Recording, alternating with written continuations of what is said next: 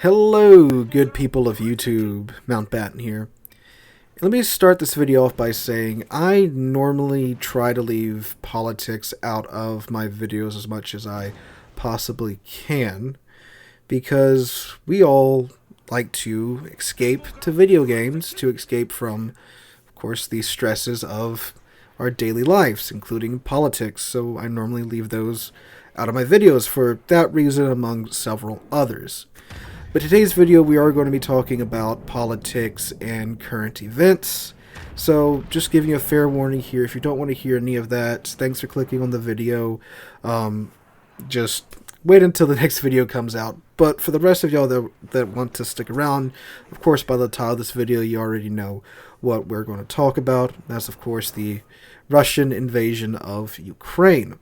Now, unless you've been completely just out of the loop for the past couple of days, Russia invaded Ukraine a couple of days ago after weeks of military buildup along the Russian and Belarusian border with Ukraine, and it has been a very brutal fight.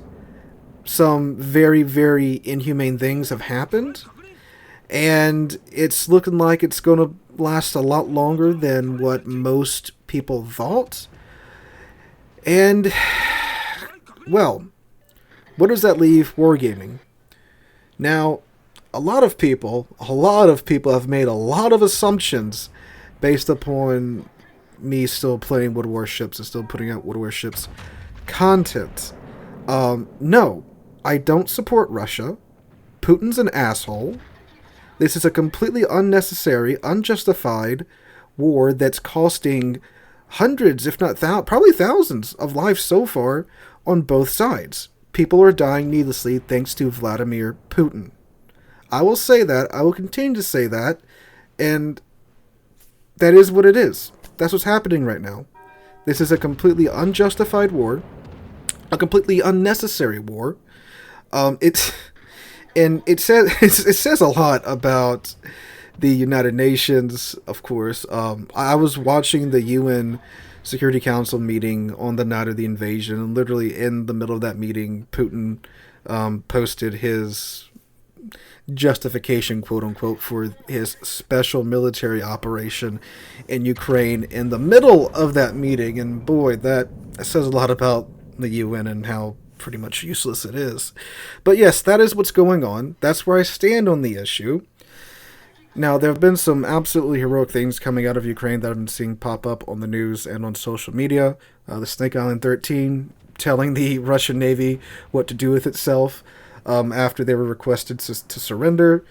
The man that I choose to believe actually exists, the Ghost of Kiev, the Ukrainian fighter pilot who in a MiG-29 Fulcrum has managed to get apparently 6 to 7 kills in a single day. Now, supposedly the man doesn't exist, but I don't care. It's a cool story. And given the amount of crap that Russia has thrown at Ukraine, there's a very good chance that story is real, or in some way, shape, or form, the Ukrainians have managed to shoot down, I would wager, quite a few more aircraft than that. And I'm sure all that will come out by the end of this conflict, whatever way it goes. But to the Ukrainians, I say, excellent job, carry on, Godspeed, and give them hell. Also, something I want to say, I've seen this comment a lot recently, or something along these lines of, the attitude that this is a war that's supported by Russia in its entirety. It is not. It absolutely is not. When this war broke out, protests in Moscow started. And if you don't know, Putin is a dictator. There's no mincing about it. He's a dictator. The guy's been in power pretty much since Russia reorganized after the Soviet Union. And he stayed in power for that long. The guy's 73 years old, and apparently before he wants to go out, he wants to restore that Soviet Union. But not everyone in Russia thinks like Putin. In Moscow, as of when I'm recording this, there's over 1,800 Russians in jail that have been arrested for protesting the war in Ukraine. 1,800. And that's just the ones that have the courage to go out on the streets and protest, which isn't something you're allowed to do in Russia. It's a dictatorship under Putin. You're not allowed to speak out against Putin in Russia and get away with it. So, yeah, this isn't a supported war from the Russian people. And you can imagine with all the sanctions that have been put in place on Russia by the EU, the US, and several other countries around the world, it's certainly not going to be a popular one. This is Putin trying to fulfill his vision of a rebuilt Soviet Union, essentially. And I think the comments along those lines of I think this is some war that the Russian people want is very unwarranted. There's a difference between the government and the people. This is a war that a very, very small group of people actually wanted to happen. So I just wanted to say that and get that out at the front of the video too. So that brings us to Wargaming. And Wargaming's in a pretty awkward situation. So Wargaming is a global company. They're based out of Cyprus. If you never noticed, you can check your credit card or debit card records or PayPal, however you use to buy stuff from Wargaming. Your money goes to Cyprus. It doesn't go to Russia, doesn't go to Belarus. Now, Wargaming is based out of Cyprus for the same reason several thousand other companies are based out of Cyprus. The tax laws there are very favorable to corporations. So, a corporation has their headquarters there because of those tax laws. Corporations are businesses. Businesses want to make money. So, obviously, you're going to go where you can maximize your profit, and that is Cyprus. Now, Cyprus is a member nation of the European Union. The European Union, along with the US, UK, and several dozen other countries, put some severe sanctions on Russia because of their invading Ukraine. Now, the sanctions included freezing Russian assets in banks in the US, UK, and the European Union, and the other countries that did this as well, and denying them access to their banking networks. Which means that Wargaming St. Petersburg, which is Lassa Studios, and Wargaming Minsk, which is the studio that handles World of Tanks, are essentially cut off from their financial stockpiles in Cyprus. Now, I'm sure they've got money in banks in Russia as well, but I'm pretty sure, especially from a business standpoint, most of the money is located in Cyprus. Now, the sanctions on Belarus haven't been as tough as the ones on Russia. Belarus is, of course, Russia's puppet state. Lukashenko does whatever Putin tells him to do. But given how this conflict has gone on for a lot longer than most thought, there's a very good chance that those hard sanctions will fall down on Belarus too, and then that will, of course, completely cut them off.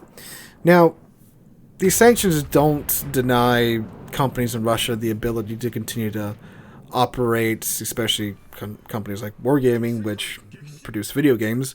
Video games and information technology is a very, very, very small part of Russia's economy. Most of the sanctions are focusing on the bulk of Russia's economy, which is the energy sector, especially oil and natural gas, which is one reason why Germany halted the Nord Stream 2 pipeline in order to prevent that from opening up and opening up another revenue stream for Russia into Europe. So it's very unlikely that Wargaming itself or any other video game companies out of Russia will be sanctioned and not be able to operate outside of Russia. But even if that was the case, again, Wargaming is a global company. They have offices in Austin, in the UK, in Germany, that could continue to definitely run the servers. Servers aren't all in Russia either. These servers are located, for example, in Chicago in the United States. That's where the North American server is located at. So, at the very worst, we'll still be able to continue to play the game. We'll just be stuck in patch 11.1, which, there's no submarines at least, so there's that going. Now, the issue of Wargaming itself, there's been a lot of comments on, just in my comment section and around, of course, others, talking about how if you continue to play the game and buy stuff in the game, you're supporting Russia's war in Ukraine. Well, refer you to my last point. Wargaming is based out of Cyprus. That's where the bulk of the money stays. And yeah, under normal circumstances, you buy premium time, you buy premium ships, the money goes to Cyprus, and then of course, Wargaming HQ has to pay less to studios to make the game. So obviously they give them a budget. They of course have to give the pay for the staff. The money gets sent to less the studios. The money gets used there, gets taxed in Russia, and Russia spends a large portion of its tax revenue on its military. So sure, a very small portion of your money does eventually get spent on the Russian military. But we're talking about, in World of Warships case, one studio in St. Petersburg out of the thousands of other businesses that are located in St. Petersburg and throughout all of Russia, that of course they're all taxed and such, and that money goes to the Russian government and they spend it how they choose to. And there's of course been other comments saying, well, you're still supporting Russia, you're supporting the Russian military if you're playing this game.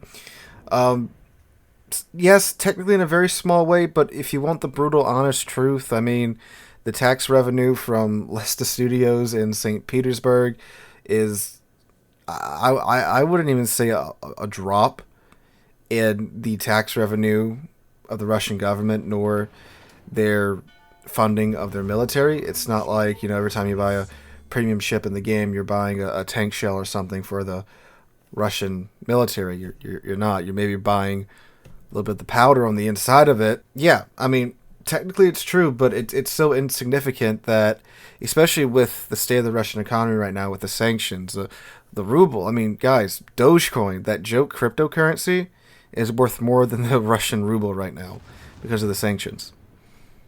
If Wargaming's tax revenue, not even Wargaming, just the St. Petersburg studio, Lesta Studios' tax revenue was that vital to the Russian military, you'd be darn sure it would have got sanctioned with everything else when the EU, the US, and the other countries sanctioned the Russian government. But yes, if you feel like even having that small, tiny bit of your money spent on the Russian military is not what you want, absolutely. Stop spending money on the game until this is over. Absolutely. It's your money. You do what you want with it. It's important to reiterate that Wargaming is a company, and like we've said a couple times before in this video, companies are all about making money. And having two of your largest studios potentially cut off from the rest of your customer base, roughly, 80-90% of your customer base, is not what you want to happen. So it's not like Wargaming wants this to happen. They absolutely do not. It's also important to note that most of the employees at Lesta Studios were born well after the Soviet Union collapsed. It's not like they're a bunch of old Soviets that have been craving for the days of old of the Soviet Union, of the days of Stalin. Sure, they show a little favoritism in the game, Russian bias, that meme and all. But it's not like they crave the Soviet Union to return. They're just people that go to work and they want to collect a paycheck and go home to their families. Certainly not people that would want this to happen. And, I mean, look, it comes down to you in terms of, do you want to keep playing the game or not? My 2 cents, if you're having fun, you're enjoying the game, you're playing with your friends, keep playing. But that's just me. I'm just a dude on YouTube. I'm just a dude that likes playing the game and likes making videos about the game. That's my 2 cents. It's my opinion. Everyone's got one. I just wanted to address this. It was a topic of much discussion on last night's live stream. It's probably the last time you hear me talk about politics, unless something else nutty happens that just so happens to include a Belarusian-started, Cyprus-based, early naval surfaced arcade game that I'm playing at the time. But anyway, guys, let me know what you guys think in the comments down below. Hope you're all having a wonderful Saturday. Hope you have a wonderful weekend. Hope you guys stay safe wherever you're at around this world in these absolutely crazy times. And hope to catch you guys in the next one.